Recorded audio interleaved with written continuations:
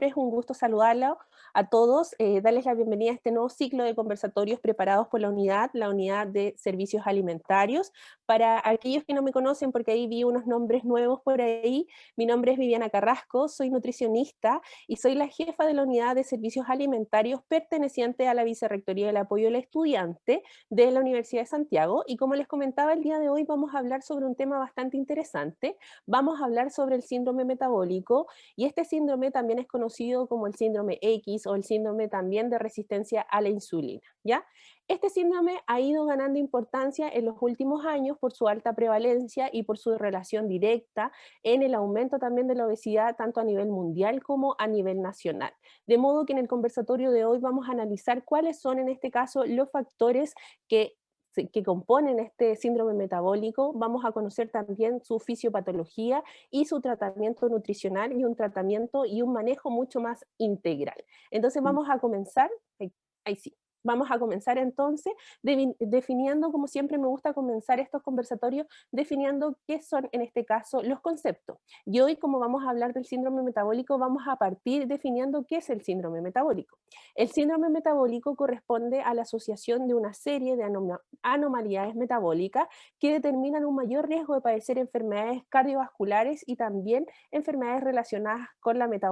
con el metabolismo, en este caso, como es la resistencia a la insulina y también la diabetes, ¿ya? Los componentes del síndrome metabólico se han definido según diferentes guías y según diferentes consensos, y la última actualización realizada en este caso por la Asociación Latinoamericana de Diabetes, más conocido como ADA, considera componentes como la obesidad central, la dislipidemia y también las alteraciones en el metabolismo de glucosa, ¿ya? Para poder definir la presencia de este síndrome es necesario presentar tres de los siguientes factores que podemos ver a través de la diapositiva. En este caso, los factores que podrían clasificar o diagnosticar este síndrome metabólico es el caso, por ejemplo, de presentar los triglicéridos aumentados, es decir, mayor a 150 miligramos por decilitro en el caso de los hombres y en el caso de las mujeres, ¿ya? También encontrar la disminución en este caso del colesterol bueno, conocido como HDL, en el caso de los hombres, que este colesterol HDL es inferior a 40 miligramos por decilitro en el caso de los hombres, y en el caso de las mujeres, en este caso, cuando es inferior a 50 miligramos por decilitro, ¿ya? Otro de los factores también que se puede diagnosticar en este caso y se puede considerar para poder clasificar un síndrome metabólico en este caso es la alteración de la glucosa, en este caso, a través de las glicemias basales alteradas en ayunas, sobre todo cuando se encuentran, en este caso, glicemias mayor o igual a 100 miligramos por decilitro, ¿ya? Por otro lado, otro de los factores que también puede diagnosticar en este caso este síndrome metabólico está relacionado directamente con la presión arterial, cuando se encuentran valores mayores a 130, mayores o iguales a 130,85 milímetros de mercurio, ¿ya? Y tal cual lo vemos en la diapositiva, otro factor que está clave con respecto a la obesidad central es la famosa en realidad obesidad abdominal, que se clasifica como la circunferencia abdominal. En el caso de los hombres, cuando esta circunferencia es mayor a 102 centímetros, existe un mayor riesgo de padecer este síndrome metabólico, y por otro lado, en las mujeres, cuando la circunferencia abdominal en este caso es mayor a 88 centímetros, va a existir entonces un mayor riesgo de padecer este síndrome metabólico. Que es importante recordar esto, que para poder diagnosticar este famoso síndrome metabólico es necesario presentar alguno de estos tipos de factores, pero idealmente para poder diagnosticarlos que sean definitivamente tres de estos factores, ¿ya? Y por otro lado, tal cual como lo podemos ver a través de la diapositiva, tenemos la definición también de los criterios de la Asociación Americana de Endocrinología Clínica, donde amplió mucho más este concepto de síndrome metabólico, sumándole situaciones clínicas a este síndrome metabólico como el síndrome de ovario poliquístico, la acantosis nigrigans, el hígado graso, también conocido como esteatosis hepática no alcohólica, entre otros, ¿ya? Y tal como lo podemos ver a través de la diapositiva, en este caso, esta asociación americana englobó los conceptos en criterios mayores y también en criterios menores, que los vamos a ver más adelante dentro de la presentación. Pero dentro de los criterios mayores podemos encontrar en este caso la resistencia a la insulina, la acantosis nigrigans, que es la afección, que es una afección cutánea caracterizada por áreas mucho más oscuras, sobre todo en nuestros pliegues y en los dobleces de nuestros cuerpos, ¿ya? Por otro lado, también, al igual que la Asociación Latinoamericana de Diabetes, podemos encontrar que otro de los factores que clasifica también esta asociación de endocrinólogos clínicos también favorece en este caso la obesidad abdominal o la obesidad central como uno de los factores para poder diagnosticar en este caso este síndrome metabólico, ¿ya? Por otro lado, también tiene relación directamente las dislipidemias, que es las alteraciones de los lípidos en sangre, la hipertensión arterial, la intolerancia a la glucosa en algunos casos o resistencia a la insulina, o también el diagnóstico en este caso de algún tipo de diabetes mellitus tipo 2. Y por otro lado, esta Asociación Americana de Endocrinólogos también clasifican factores en menor grado, como son en este caso el síndrome del ovario poliquístico, disfunción endotelial, microalbuminuria y también enfermedades cardíacas coronarias. ¿Ya? Y con respecto a la prevalencia, que siempre me gusta en realidad entregar información respecto a la epidemiología, en este sentido el aumento de la prevalencia de la obesidad en todo el mundo va a resultar entonces en un aumento de la prevalencia del síndrome metabólico y va a poseer importantes implicancias también para el incremento de patrones de prevalencia también de la diabetes y de las enfermedades cardiovasculares. Es por esto que esto ocurre en realidad tanto en niveles de países desarrollados como en países en vía de desarrollo, y muchos estudios sugieren en este caso que la prevalencia global del síndrome metabólico va desde el 25% de la población adulta a nivel mundial, entonces padece este famoso síndrome metabólico. Y otra de las cosas que se ha ido evidenciando a través de estos estudios es que esta prevalencia tiene relación directa con el aumento de la edad, ¿ya? De hecho, el 24% de la población a los 20 años padece este síndrome metabólico, el 30% a los mayores de 50 años también padece este síndrome metabólico y el 40% por encima de los 60 años padece entonces este síndrome metabólico. Esos son los datos entonces entregados en este caso por la Organización Mundial según las estadísticas de la prevalencia del síndrome metabólico a nivel mundial, ¿ya? ¿Y qué sucede a nivel nacional? Tal cual como lo podemos ver a través de esta diapositiva, que son cifras entregadas por la encuesta de salud realizada por el MinSal, en este caso, que fueron unas encuestas que se realizaron pre-pandemia, es decir, en el año 2016, 2017, perdón, donde el 40,1% de la población chilena, en este caso, padece este síndrome metabólico y esta tiene relación directa, como ya lo comentábamos, con el aumento entonces de la obesidad a nivel nacional. De hecho, tal cual como lo podemos apreciar aquí en la gráfica, podemos observar que existe una mayor prevalencia en este caso en los hombres, llegando a un porcentaje de un 42,9%, y dentro de los grupos etarios, tal cual lo podemos ver aquí abajo, se destaca notablemente la existencia de una mayor prevalencia, sobre todo en los adultos mayores a 65 años y más, ya en este caso llegando hasta un 60,8%. Entonces realmente va a existir un mayor riesgo de síndrome metabólico a medida que va avanzando nuestra edad, ¿ya? Y aquí, a través de esta diapositiva, vamos a analizar cuáles son los factores que contribuyen en este caso a este riesgo cardiometabólico. Este riesgo cardiometabólico tiene relación con distintos factores, tal cual lo podemos apreciar en esta diapositiva. Por un lado tenemos la obesidad y el sobrepeso como uno de los factores contribuyentes a este riesgo cardiometabólico, sumado a estos factores como la alteración de los lípidos, tal cual lo podemos ver acá, en este caso aumento del colesterol malo, conocido como LDL, aumento de la apolipoproteína B, disminución del colesterol bueno, tal cual lo podemos ver acá, en este caso conocido como HDL, y el aumento de los triglicéridos, ¿ya? Existen también factores como la edad, la etnia, la historia clínica o la historia, o sea, la historia familiar o la historia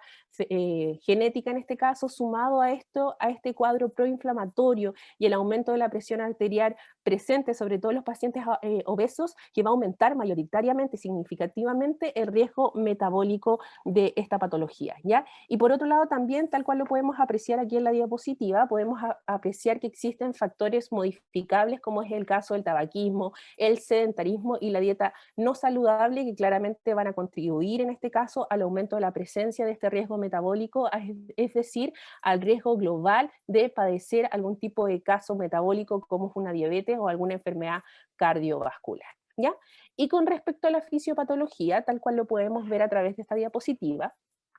la patogénesis del síndrome metabólico es bastante compleja porque intervienen tanto factores genéticos como factores ambientales que van a influir directamente sobre el tejido adiposo y sobre la inmunidad innata tal cual lo podemos ver en la imagen. La obesidad juega un rol predominante ya que este tejido adipósito, este tejido adiposo, sobre todo el tejido visceral o el tejido abdominal, es muy activo en la liberación de distintas sustancias, sustancias como son en este caso proinflamatorias, como son los ácidos grasos circulantes, el factor de necrosis tumoral, la leptina también y las famosas interleuquinas 6, que lo que van a hacer es liberar toda esta secuencia y este cuadro o estado proinflamatorio que va a estar relacionado directamente con esta resistencia a la insulina, ¿ya? Y por otro lado, tal cual como lo podemos ver en la gráfica, en el músculo se va a ir acumulando una mayor cantidad de tejido graso y se estimula la utilización de ácidos grasos como fuente de energía en lugar de la glucosa, ¿ya? Favoreciendo entonces en este caso la resistencia a la insulina. Esta glucosa que no va a ser utilizada a nivel muscular, sumado a la mayor producción de glucosa hepática, va a generar una hiperglicemia en este caso que se va a llevar también a almacenar en el hígado, sobre todo como triglicéridos, existiendo un mayor riesgo entonces de un hígado graso, ¿ya? Entonces, el rol del tejido adiposo en el síndrome metabólico, como ya lo vimos en esa diapositiva de la fisiopatología, juega un rol predominante en la patogénesis del síndrome metabólico, ya que este tejido adiposo visceral es muy activo en esta liberación de células o sustancias proactivas, en este caso proinflamatorias, como son las interleuquinas 6, y también este factor de necrosis tumoral. ¿Ya? Estos factores pudieran favorecer entonces la aparición de este cuadro proinflamatorio muy común en los pacientes que presentan obesidad, que presentan también una resistencia a la insulina o un daño endotelial, ¿ya? Y con respecto a la obesidad,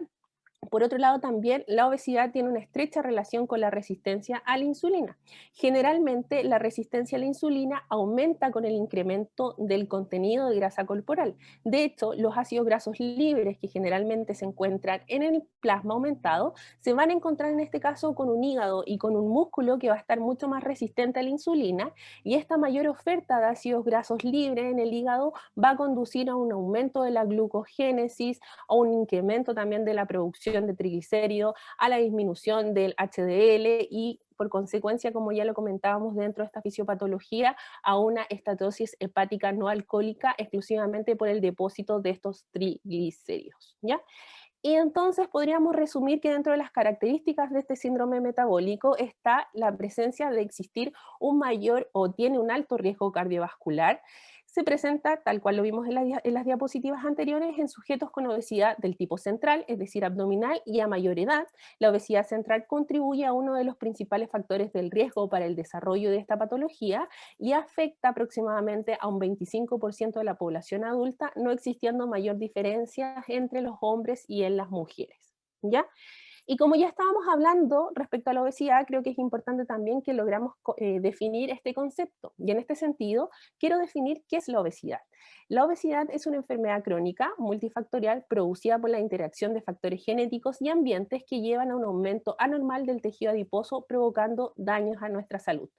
El grado de exceso y la distribución del tejido adiposo en este caso se va a asociar a un incremento de comorbilidades. ¿Qué quiere decir esto? Va a existir un mayor riesgo de enfermedades metabólicas, como va a existir un mayor riesgo de diabetes, resistencia a la insulina, enfermedades cardiovasculares, entre otras cosas, ¿ya? Y tal como lo cito aquí dentro de esta presentación, esta es una definición entregada por la Organización Mundial de la Salud en el año 1998. ¿Ya? Y con respecto a las causas del sobrepeso y la obesidad, me imagino que muchas veces nos hemos preguntado cuáles son las causas que afectan directamente a la obesidad y al sobrepeso. En este caso, tal cual como lo podemos ver a través de la diapositiva, se describe que la obesidad es una enfermedad multifactorial que puede estar influenciado tanto por la genética,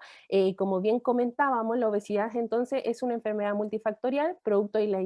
intervención en este caso de factores ambientales, conductuales y también factores genéticos, ¿ya? Por otro lado, otra de las causas de este sobrepeso y obesidad está el aumento de ingesta de alimentos altamente calóricos, porque claramente el aumento de consumo de alimentos ricos en azúcar, altos en grasa, altos en colesterol, como en este caso son los alimentos altamente procesados, claramente nos van a llevar a generar una ganancia de peso, ¿ya? Por otro lado, también tenemos que la inactividad física Inadecuada también es otro de los causantes de este sobrepeso y obesidad, debido a que la falta de ejercicio físico y un estilo de vida tendiente al sedentarismo, en este caso,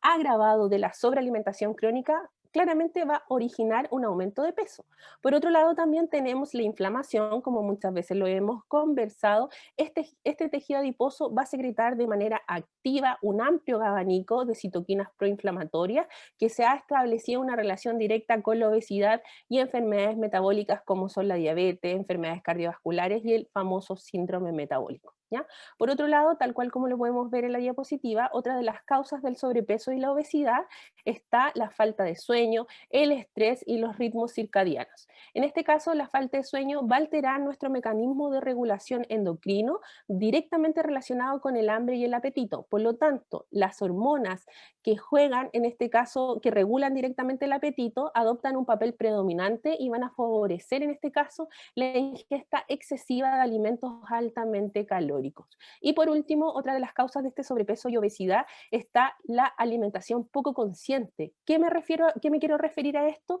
A prácticas poco saludables como por ejemplo comer mientras estoy realizando otra actividad, como revisar el celular, ver televisión, revisar el computador, por ejemplo, mientras estoy comiendo. Estas prácticas, en este caso, no permiten concentrarte en lo que realmente estás haciendo, que es el acto de comer, y por lo tanto no se va a provocar la liberación de esta famosa hormona leptina que tiene relación directa en avisarle a nuestros cerebros que ya nos encontramos saciados. Así que es fundamental que podamos comenzar a reconocer cuáles son las causas de la obesidad para poder empezar a hacer pequeños cambios y empezar a cambiar nuestro estilo de vida, ¿ya? Y por otro lado, también me gustaría compartir con ustedes respecto a cuáles son las complicaciones médicas de la obesidad y tal cual como lo podemos ver en la diapositiva, las complicaciones médicas de la obesidad afectan a casi todos nuestros órganos, desde los pulmones con funciones anormales, apnea de sueño obstructiva, síndrome de hipoventilación, enfermedades del hígado graso como una estatosis hepática, una cirrosis, anomalías ginecológicas también como lo podemos ver a través de la diapositiva, que son una menstruación anormal, infertilidad y síndrome poliquístico ovárico en este caso, alteraciones también en la piel, mayor riesgo de gota, mayor riesgo también de padecer algunos cánceres, tal cual lo vemos a través de la diapositiva, o sea, la obesidad tiene relación estrecha en este caso con el desarrollo de algunos cánceres, como es el cáncer de mama, de útero, de cervix, de colon, de esófago, de páncreas, de riñón y de próstata, ¿ya? Y también vemos que en este caso la obesidad también tiene complicaciones en relación a las enfermedades metabólicas, como son en este caso la diabetes, las dislipidemias, que en este caso es el aumento de colesterol a nivel sanguíneo, también el aumento de la presión arterial, va a existir un mayor riesgo de accidentes cerebrovasculares y también a nivel visual, en este caso con la formación de las famosas cataratas, ¿ya? Comparto con ustedes estas complicaciones porque quiero llegar y comenzar a hacer conciencia respecto a la obesidad, porque los porcentajes que tenemos hoy en día a nivel nacional, llegando casi al 76%, son cifras en este caso lamentables. Así que por lo tanto comencemos a tener conciencia respecto a esto, ¿ya? Y con respecto al tratamiento del síndrome metabólico, el tratamiento va a ser siempre, en este caso, una dieta hipocalórica, o sea, disminuyendo el contenido calórico, aumentando siempre la actividad física, porque recordemos en este caso que la actividad física, como muchas veces le he comentado, es un pilar fundamental para un estilo de vida saludable, ¿ya? En algunos casos también se utiliza en este caso para poder combatir este tratamiento de síndrome metabólico y también de la obesidad, la utilización de algunos fármacos, pero esto va a depender exclusivamente del especialista y si es que el especialista en este caso siente que es conveniente poder indicar en este caso alguna farmacoterapia, ¿ya? Y por otro lado también podemos encontrar las cirugías programadas basadas en una dieta individualizada con actividad física en este caso y a un cambio de la modificación de un estilo de vida, ¿ya? En este último punto me gustaría igual comentarles que recordemos en este caso que la cirugía bariátrica, los candidatos en este caso a este tipo de intervenciones son personas que presentan obesidades mórbidas, es decir, un IMC mayor a 40, o pacientes que presentan algún grado de obesidad en grado 2, como IMC del 35 a 40, más patologías metabólicas asociadas, como resistencia a la insulina, diabetes, dislipidemia, síndrome metabólico, entre otras cosas. Que es importante recordar en este caso que esta cirugía bariátrica claramente tiene que ser llevada y planificada por un equipo multidisciplinario que cuente tanto con con un cirujano en este caso, con una nutricionista y también con psicólogos para que se pueda llevar un tratamiento mucho más integral, ¿ya? Y dentro de la prevención y el tratamiento del síndrome metabólico, tal cual lo podemos ver en la diapositiva, en este caso está la reducción del peso corporal a través de esta dieta hipocalórica, aumentando la actividad física, aumentando también la alimentación saludable y evitando entonces estas acciones poco saludables como es el tabaco y el alcohol, ¿ya? Y con respecto a las recomendaciones generales en este caso, entrego recomendaciones generales porque como muchas veces lo hemos conversado, las evaluaciones nutricionales son de forma individual. Ya en este caso va a depender de la edad, va a depender de la patología, si es que tengo algún tipo de patología asociada, el grupo etario, entre otras cosas. Ya entonces por eso no me arriesgo tanto y aquí a través de este conversatorio vamos a analizar exclusivamente recomendaciones generales que son entregadas en este caso por las guías clínicas para la población chilena entregadas por el MinSal. ¿Y qué nos dice el MinSal en este caso? Que debemos pasar menos tiempo frente al computador o frente al televisor y realizar algún tipo de actividad física, idealmente caminatas de 30 minutos a paso moderado. Idealmente disminuye el consumo de frituras, cecinas y embutidos por su gran contenido de grasas saturadas. Consume al menos 2 veces legumbres a la semana sin mezclarlos con cecina. Y en este caso recordarles que las legumbres son alimentos funcionales, ya que nos aportan aminoácidos esenciales, nos aportan fibra y también nos aportan vitaminas del complejo B. Así que es fundamental entonces que dentro de nuestra alimentación podamos incorporar estas legumbres. Por otro lado, consume 5 porciones de fruta y de verdura, es decir, 3 porciones de fruta y 2 platos grandes de verdura, de distintos colores al día, porque como muchas veces lo hemos conversado, en este caso nos van a aportar distintas vitaminas, distintos minerales, distintos antioxidantes que también van a fortalecer nuestro sistema inmunológico, ¿ya? Si requieres tener un peso saludable en este caso, evita el consumo de azúcar, dulces y bebidas y jugos azucarados.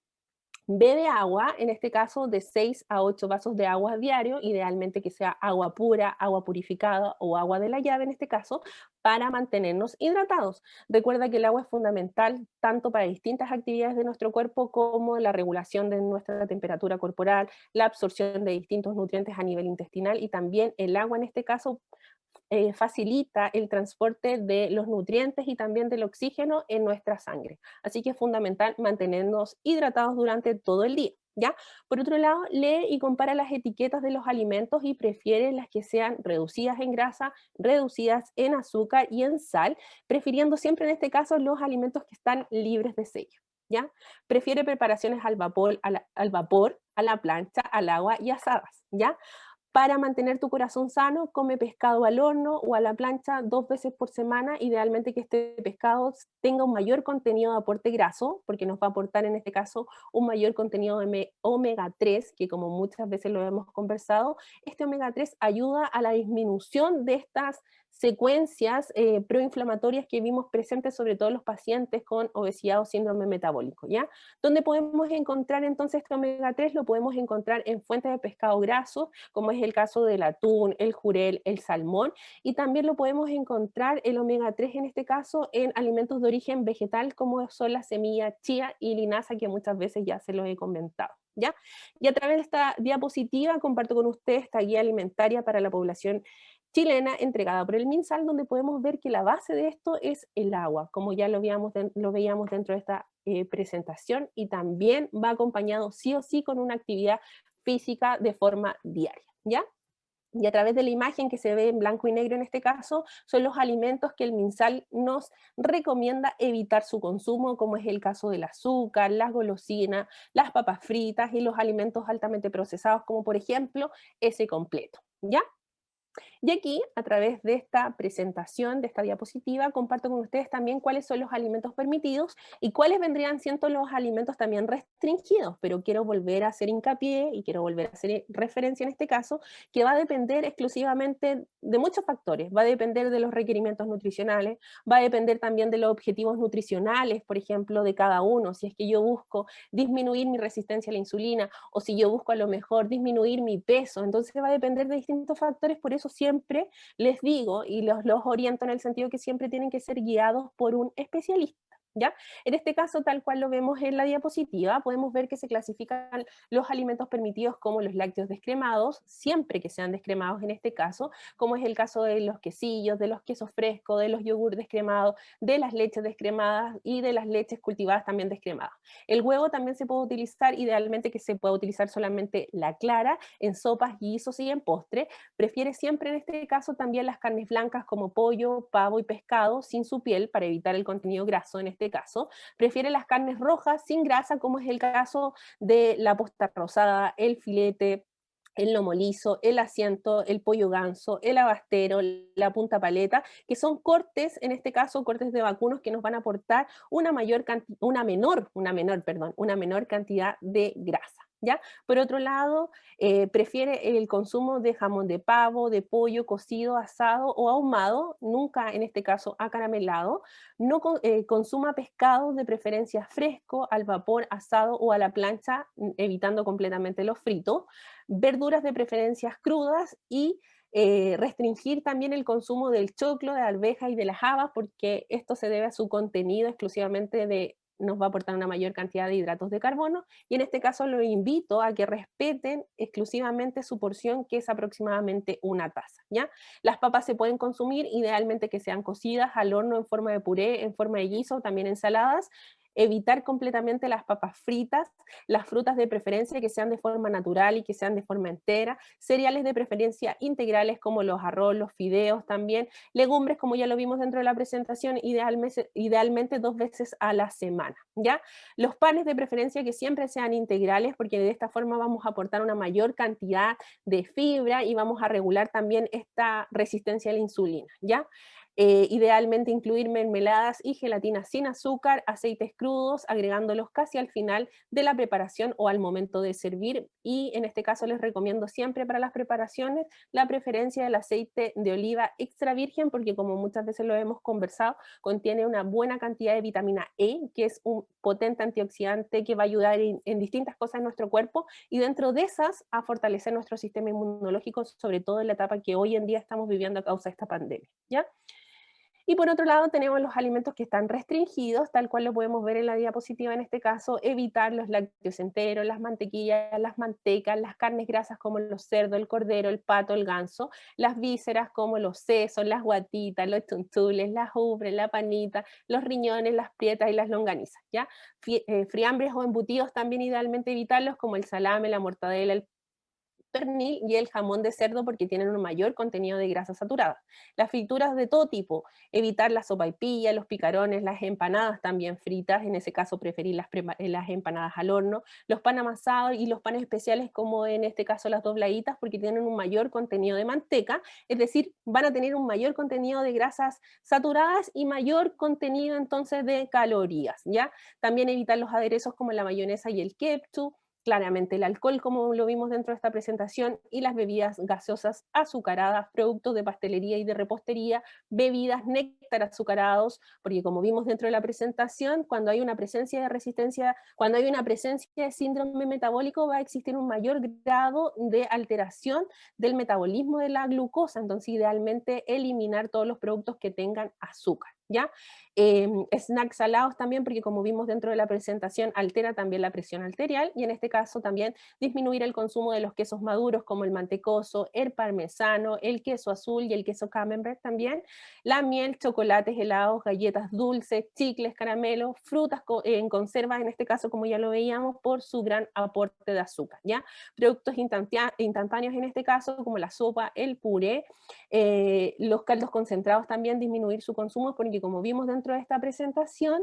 hay alteraciones a niveles de presión arterial, entonces estos productos lo que van a hacer es que se vaya generando un mayor aumento de la presión arterial. Entonces también evita la salsa de soya por su contenido de sodio y los picles, las aceitunas y los frutos secos salados que claramente contienen una mayor cantidad de sodio, ¿ya? Idealmente reemplaza el consumo de azúcar por algún tipo de endulcorante, como es el caso de la stevia, como es el caso de la sucralosa también, la tagatosa y últimamente que se está utilizando mucho el eritritol, que es una muy buena alternativa, sobre todo para endulzar nuestros postres, ¿ya? Prefiere el consumo de panes integrales, de preferencia idealmente que sean multigranos, porque de esta forma vamos a entregar una mayor cantidad de fibra a nuestra alimentación y consumir semillas como es el caso de la chía y de la linaza, que como ya vimos dentro de la presentación, nos va a aportar una mayor cantidad de omega 3, disminuyendo este cuadro proinflamatorio que se encuentra presente sobre todo en los pacientes obesos y con síndrome metabólico. ¿Ya? Y finalmente comparto con ustedes esta planificación alimentaria por tiempo de comida, en este caso tal cual como lo podemos ver en la diapositiva, podemos apreciar que están los 4 tiempos de comida más 2 colaciones, ¿ya? Establecí una colación a media mañana, aproximadamente a las 12, que siempre va a ser una colación saludable, y puede ser también una colación SOS en la noche, en este caso, sobre todo si es que llego a sentir mucha ansiedad, ¿ya? A través de esta diapositiva, si quieren le pueden tomar una foto o va a quedar compartida a través del canal de YouTube de la BRAE. En este sentido tenemos una planificación alimentaria distribuida en una alimentación saludable porque incorpora los distintos alimentos, distintos grupos de alimentos, ¿ya? Siempre potenciando en este caso la utilización de frutas, de verduras, de cereales integrales como son el arroz, los fideos integrales y también las legumbres. Así que los invito entonces, si es que quieren atreverse a comenzar a hacer un cambio de estilo de vida y empezar a alimentarse mucho más saludable, aquí tienen una guía de ejemplo para poder planificarse desde el día lunes hasta el día domingo, como les comentaba, a través de estos 4 tiempos de comida más 2 colaciones, ¿ya? Y recordar el consumo de agua, idealmente de 2 a 2,5 litros de agua al día, como ya lo vimos dentro de la presentación, que es fundamental, así que tu cuerpo te lo va a agradecer. Y finalmente comparto con ustedes estas referencias que se utilizaron para la presentación de este conversatorio. Si es que alguien tiene alguna duda y quiere, no sé, por ejemplo, que le comparta algún tipo de estudio que aparece dentro de las referencias, no tengo ningún problema. Me pueden escribir a través de mi correo electrónico, que lo están viendo a través de su pantalla. Respecto a cualquier duda que tengan, si hay alguna duda personal, de forma individual, nos podemos juntar en una reunión virtual y podemos aclarar todas las dudas, ¿ya? Espero que les haya gustado este conversatorio, como siempre, muchísimas gracias por participar y si es que ahora quieren compartir algún tipo de experiencia o simplemente hacer una consulta, pueden activar sus micrófonos y también sus cámaras para poder verlo. Muchas gracias.